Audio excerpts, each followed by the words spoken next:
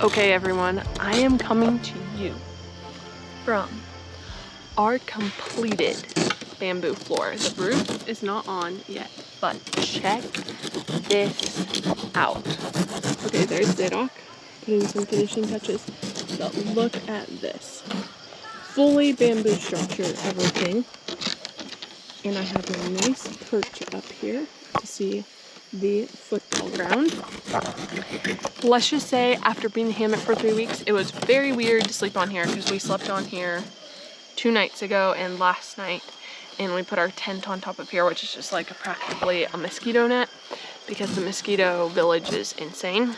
So yeah, it felt really weird to sleep flat, very weird, but so good. My back is uncompressed, which I am extremely thankful for. But today's video, so 2 days ago, I videoed the process of how we do laundry here.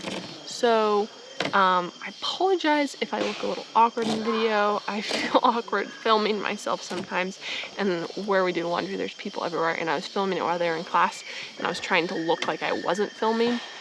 So that's why I have kind of a serious face, but I can confirm that I wasn't actually mad in the video. But I will do a slight voiceover for it to explain kind of the process here, because we have to do laundry like every single day. And I currently, like everything currently always stinks to some level because nothing fully dries out. And so that's... The high pitch is Oh yeah. Oh, the high pitch in the background, Zadok was saying, is the bugs. But I think they're pretty used to it by now. But I thought I would read some scripture because something that I was thinking about and to encourage all of you with. It's found in Matthew 7. There's so much good stuff in Matthew 7, but there's 2 sections I want to highlight. And the first starts at verse 13, and it's, "You can enter God's kingdom only through the narrow gate. The highway to hell is broad, and its gate is wide for the many who choose that way, but the gateway to life is very narrow, and the road is difficult, and only a few ever find it." So there you have it. Pretty clear right there. Anyone who said that the Christian life and truly following God was rainbows, puppy dogs, roses, chocolate fondue flowing all the time didn't read Matthew 7. Because clearly it shows that the Christian walk is not easy. But then when I go over to Acts 17, it says, "For in him we live and move and exist." So our true life is found living in him. But as in Matthew says, it's a narrow and difficult gate and few find it. And then I think the girls are screaming because the monkey is vicious. Literally, monkeys, yeah, they're vicious. So that's probably, I think, what that was about. And then the next section is, "A good tree produces good fruit, and a bad tree produces bad fruit. A good tree can't produce bad fruit, and a bad tree can't produce good fruit. So every tree that does not produce good fruit is chopped down and thrown into fire. Yes, just as you identify a tree by its fruit, so you can identify people by their actions."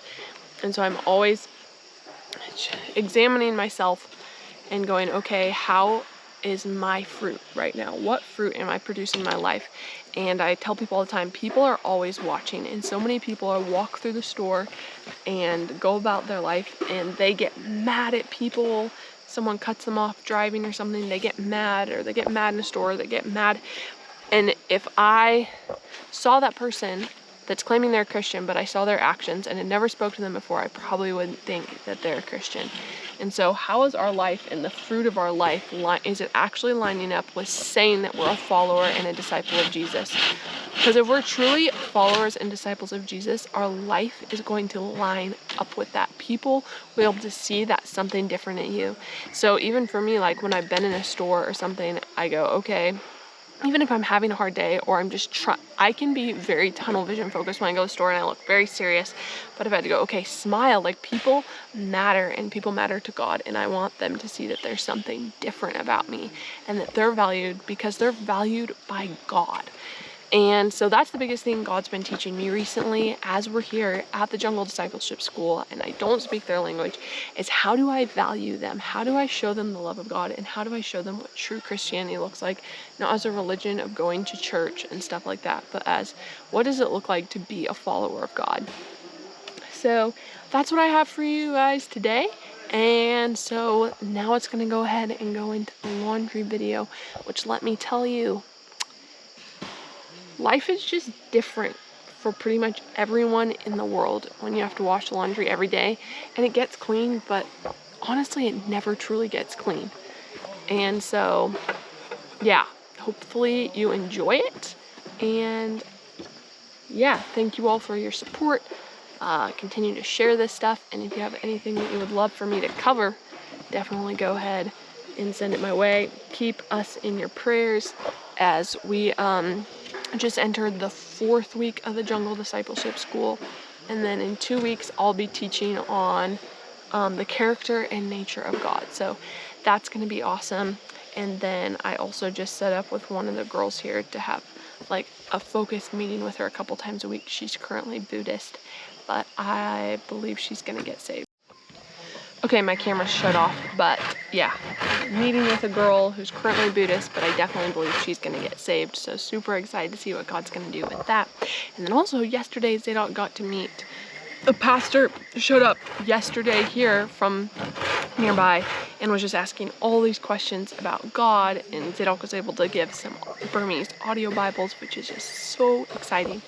And yeah, so super, like, they're so much more valuable here than anywhere. Did you have something to say? Oh, they're just like little Bluetooth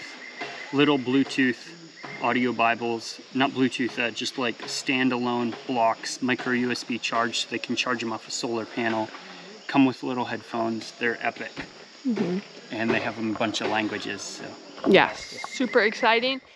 Alrighty, recording the voiceover for doing laundry. So as you can see, I'm taking water and I'm dumping it into this Scrubba tactical wash bag that I found on Amazon. It's super light, and on the inside there's actually like these agitators, and then you put your laundry in, fill it with water, and then just roll the top down like a normal like dry bag. And then I'm laying it down here. Sorry I look so serious. I just felt very awkward about filming. And then this, yeah, here's the scrubber bag, and you can see kind of the line of showing how much clothes you put into how much water. I mainly use this bag for the stuff I want to do a better, deeper wash of. I don't do it every single day, but for like my socks and underwear and smaller items that I really want to deep clean, then you take and you release all the air out of the bag, as you can see I'm doing here. And I have the bag sitting off the ground and on a flat piece of wood, which is where everyone scrubs their laundry. And then you just take and you go agitate back and forth, back and forth with the bag to really get everything going on the agitator. And then I just kind of grab it and swing it back and forth to really agitate it. And I don't have any soap in this first batch. I just want to get them a good rinse before I put my soap in. So I'm just back and forth here, and this is something we do laundry about every single day.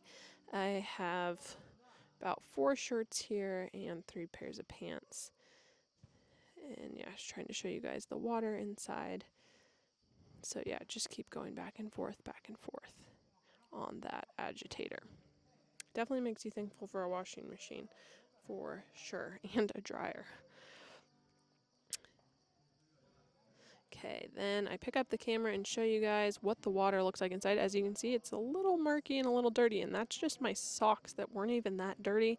They just smelled really bad from hanging up and not fully drying out. So this thing really gets the dirt out. Most everyone just washes in those blue buckets that I got the water out of, but I want to do a deeper clean and show you guys and kind of review this wash bag. Okay, trying to get all the water out and dump it out.